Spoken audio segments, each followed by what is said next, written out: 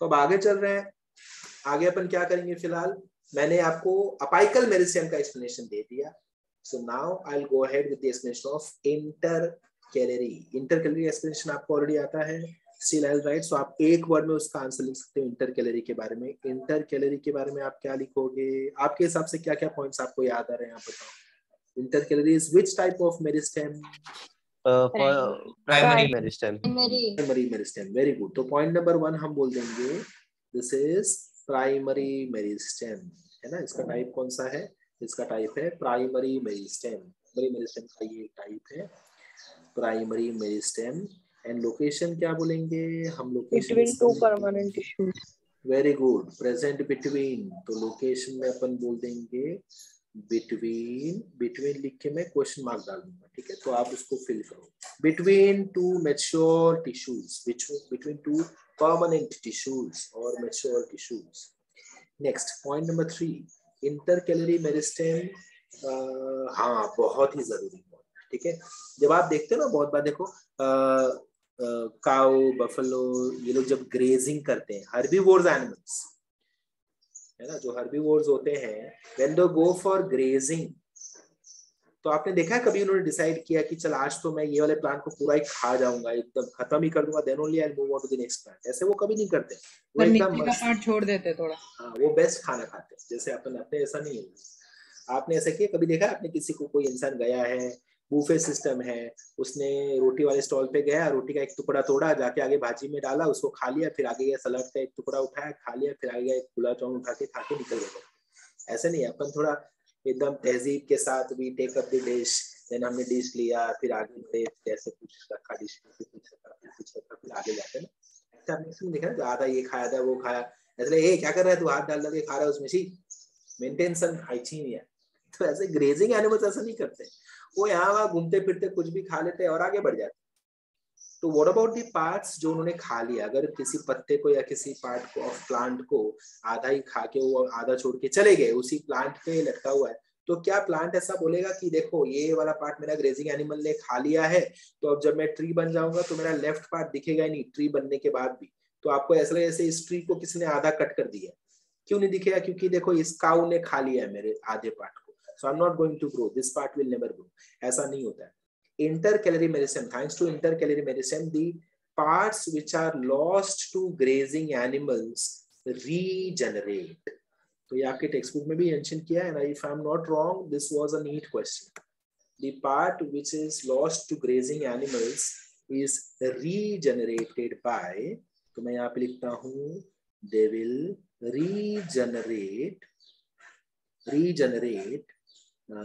regenerate parts of plant, they will regenerate parts of plant lost to grazing animals। grazing animals का मतलब समझ में आएगा ना, herbivores,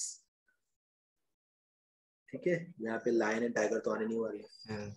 तो regenerate the parts of plant which are lost to grazing animals, ठीक है। इसका मैं स्क्रीनशॉट ले लेता हूँ। सो इंटरकैलरी के लिए this is more than enough. Intercalary meristem में आप क्या क्या बोलोगे? प्राइमरी मेरिस्टेम का एक टाइप है, location is between the mature tissues, regenerate the parts of plant which are lost to grazing animals. चलो फटाफट से आगे चलता हूं मैं, नेक्स्ट सेक्शन कवर कर लेता हूं। Next section is lateral meristem. Lateral meristem, so lateral meristem के बारे में अपन क्या क्या बोल देंगे स्टूडेंट्स? लैटरल मेरिस्टेम के बारे में point number 1, lateral meristem is a type of, secondary meristem. very good, it is a type of secondary meristem, it is a type of secondary meristem। then point number 2 अपन क्या बोलेंगे? point number 2 बोलेंगे present laterally along the stem or root। ऐसा नहीं खाली stem में रहेंगे, ठीक है, रूट में भी रहेंगे। ओके, देन अब इनके टाइप्स भी आते हैं, ठीक है, टाइप्स आते हैं, बट आपको टाइप्स में से एक भी वर्ड नहीं समझेगा, क्योंकि मैं इस चैप्टर में आगे पढ़ाऊंगा, टेंशन मत लो, ये सारे वर्ड्स मैं आपको आगे सिखाने वाला हूँ। मैं ये वर्ड नहीं लिख रहा हूँ यहाँ पे, फिर चलो मैं वर्ड लिखिए ताकि आपके नोट्स में तो एटलीस्ट आ जाए, अपन आगे इसको पढ़ लेंगे। तो सबसे पहला वर्ड है टाइप्स में, अगर अपन देखेंगे तो सबसे पहला वर्ड है fascicular cambium। fascicular cambium, fascicular cambium को एक और नाम दिया गया है इंट्रा fascicular cambium भी बोलते हैं इसको। Then second type of lateral meristem या सेकेंडरी मेरिस्टेम, सेकेंड टाइप है इसका इंटर fascicular cambium। सो पहला है fascicular cambium या इंट्राफेसिकुलर cambium, सेकेंड टाइप है interfascicular cambium, and third type is cork cambium। cork cambium ये हमको दिखेगा कॉर्टेक्स कॉर्टिकल सेल्स में। ये पूरा का पूरा ये सारे वर्ड तो भाई आप पढ़ने वाले इस चैप्टर में।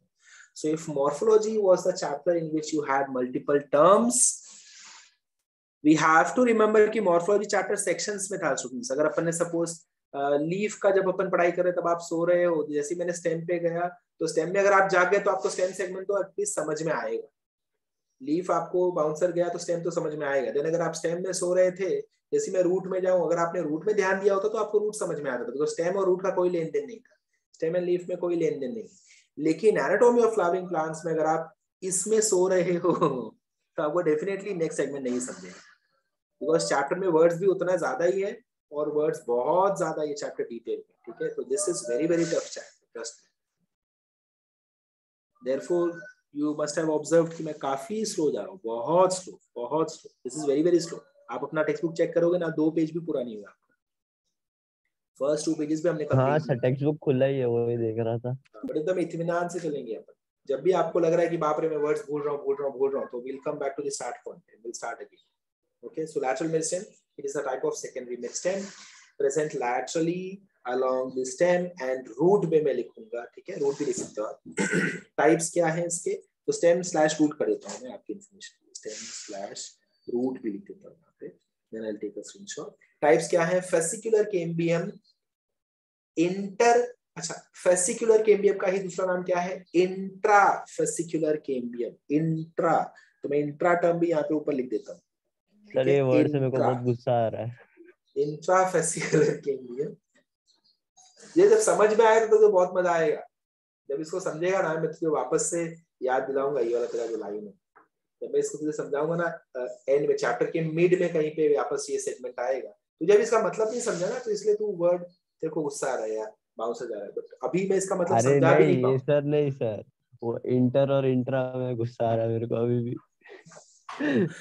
हाँ सर, वो कोलेजन रॉन्ग हो गया, एकदम क्लिक ही नहीं हुआ। अच्छा उसके लिए गुस्सा आ रहा है। तो वैसे अरे वो तो simple, I was just checking your English and reading. ये जो रीडिंग आपका पैटर्न है वो खाली मैं चेक करता हूं, कैसे रीडिंग करते हो, फास्ट की स्लो, वेदर यू अज्यूम और you presume, what do you do? That is what I was checking. Okay, so intrafascicular को ही सिर्फ fascicular भी बोल सकता हूँ। I hope this is clear. Then interfascicular and then cork cambium. जिन को ये cambium word है ना, ऐसे दिमाग में अभी भी रिंग होता हुआ है, यार cambium कहीं तो सुना, पता नहीं कहाँ सुना है, तो उनके लिए है xylem and phloem के बीच में cambium आप पढ़ते हैं। xylem and phloem के बीच में vascular cambium, याद है कभी 9th 10th 11th कभी पढ़ा? 11th तो अभी पढ़ रहे हो आप, 9th and 10th में अगर आपने सुना होगा ये, तो ये वहां पे ये टर्म आता है। ठीक है, cambium is between xylem and phloem, and जैसे कि यहाँ पे हमने लिखा है secondary meristem, so cambium is responsible for secondary growth। तो जब अपन चैप्टर के मिड में पहुंच जाएंगे, कहीं पे मिड ऑफ द चैप्टर या टुवर्ड्स द एंड, तब आपको मैं वापस से पूछूंगा कि जब बड़े बड़े ट्रीज को, तब अपन पढ़ चुके होंगे ये टर्म्स, इनका बहुत मस्त जो यूज है, जो फंक्शन है, वो भी आप पढ़ चुके रहेंगे। Then you will be able to understand कि इनका रोल क्या है। तो पता है आपके अगर एरिया में जो बड़े ऐसे ट्रीज हैं, अगर उनको बीएमसी वाले कट करके चले जाते हैं, तो आपको दिखेगा कि वो जो स्टेम उनके बच जाते हैं, उस स्टेम में आपको ऐसे सर्कल्स नजर आएंगे। देखा है कभी आपने? हाँ सर देखा है, ऐसे अंदर अंदर सर्कल नजर आते हैं कलरफुल। तो बहुत बार बोलते हैं ना कि number of rings actually speak about the age of that tree. तो वो जो बड़ा सा ट्रंक है जिसको कट करके वो लोग चले गए हैं, तो उसमें अंदर आप देखोगे तो डार्क ऐसे circle, light circle, dark circle, light circle ऐसे आपको नजर आएगा। तो जितने भी रिंग्स हैं, जितने ज्यादा रिंग उतना ज्यादा पुराना वो ट्री है। ठीक है, तो अभी ये कैसे आया, तो ये जब आप चैप्टर ये वाला मैं खत्म करूंगा तब आप इसका डिस्क्रिप्शन दे पाओ। And may be later on जब आपके एरिया में कोई वैसा ट्री कटा तो आप जाके वहां पे प्रॉपर्ली एक्सप्लेन कर पाओ कि देखो मैं बताता हूँ ये क्या है exactly, which kind of tissue is over here, मतलब किस टिश्यू की वजह से ये सर्कल आया है, which kind of root, which kind of stem, जो भी आप अच्छे से बहुत अच्छे से एक्सप्लेन कर पाओ। सर पहले जाएंगे तो उनको मार के भगा देंगे। नहीं नहीं, कोई मार के नहीं भगाएगा, सब वहां से पेड़ के आगे चले जाएंगे, नहीं सब तू छोड़ देंगे, तू एंजॉय कर सकता है इसको।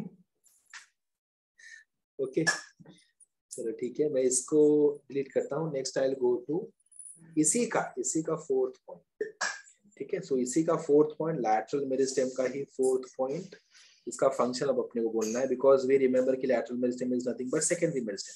तो इसका फंक्शन के हिसाब से क्या फंक्शन होगा, तो अपन इजिली यहाँ पे बोल सकते हैं कि it is responsible for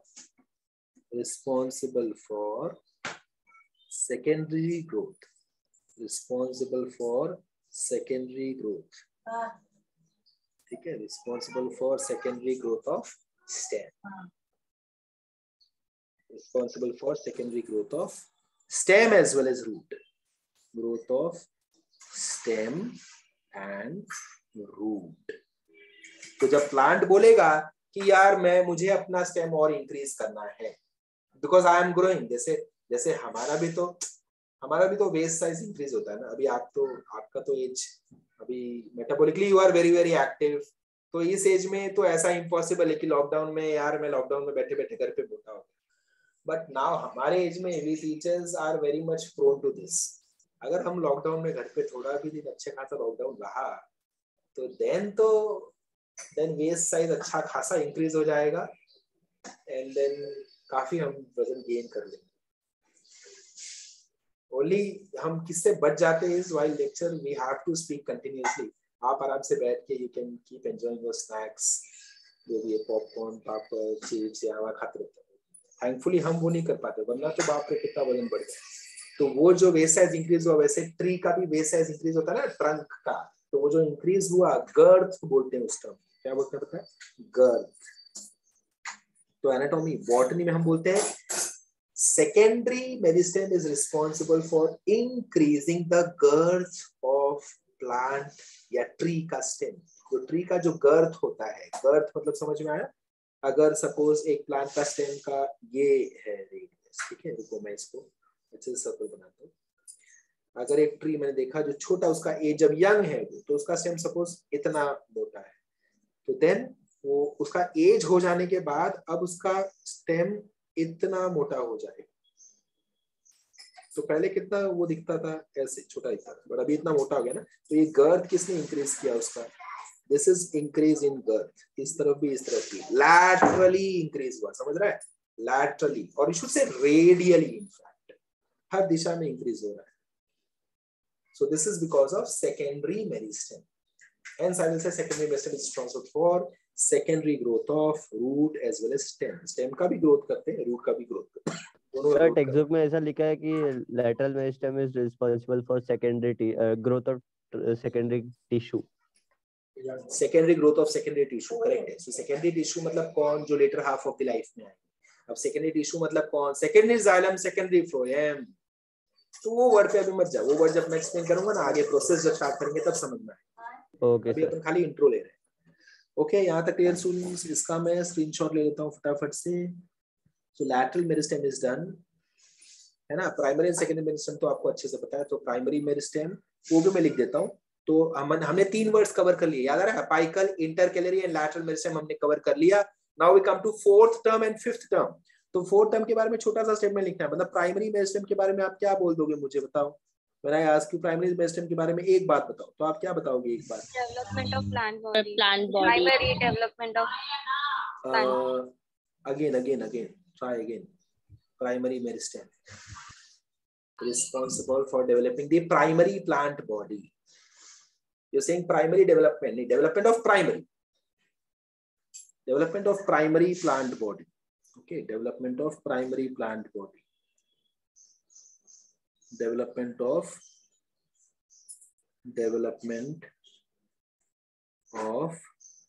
primary plant body. Okay, then secondary meristem के लिए क्या बोलेंगे? अब ये प्राइमरी प्लांट बॉडी में जो आयुष ने बोला उसके हिसाब से you can also write development of primary plant tissues, तो आप रॉन्ग नहीं रहोगे. प्राइमरी प्लांट टिश्यू अगर आपने बोला तो भी you are not wrong, but हम ये यूज करेंगे development of primary plant body which is roots and leaves. Then secondary meristem को आप क्या बोलोगे students? Development for secondary growth. बस एब्सोल्युटली सुपर, मस्त टर्म यूज किया, रिस्पांसिबल फॉर सेकेंडरी ग्रोथ. बात खत्म. Responsible for secondary growth. You have to be very much एकदम specific while you are using the words in this chapter. ठीक है, जितना आप स्पेसिफिक रहोगे उतना आपको कंफ्यूजन कम होगा. रिस्पांसिबल फॉर सेकेंडरी ग्रोथ, तो इसमें मैं टिश्यू विश्यू प्लांट बॉडी कुछ भी नहीं बोलूंगा, बस खाली बोलूंगा secondary growth. Responsible for secondary growth, that's it. अब आगे देखा जाएगा मैं ये क्यों बोल रहा हूँ चैप्टर में, आगे आपको डेफिनेटली समझ में. ठीक है, इतना हो गया. ये सारे स्क्रीनशॉट्स मैं अभी आपको सेंड कर रहा हूँ. You can note this down, फटाफट इसको नोट डाउन करो. Then if dermal tissues, ground tissues, ये सब क्या? अभी नहीं, अब तक मैं उसमें गया ही नहीं. ठीक है सर. जितने वर्ड्स मैं आपको बता रहा हूँ उतना ही वर्ड रीड करो. अपन वो सारे करेंगे. Types of tissues based on the spread across plant body, तो ये मैं नेक्स्ट स्टेज में कवर करूंगा. तो तूने बोला देख ऐसे अपन पढ़ेंगे डर्मल टिश्यू. ठीक है, देन आ गया अंदर एकदम वास्कुलर बंडल्स. ओके, ये रहे वास्कुलर बंडल्स, यहाँ करेंगे पूरे.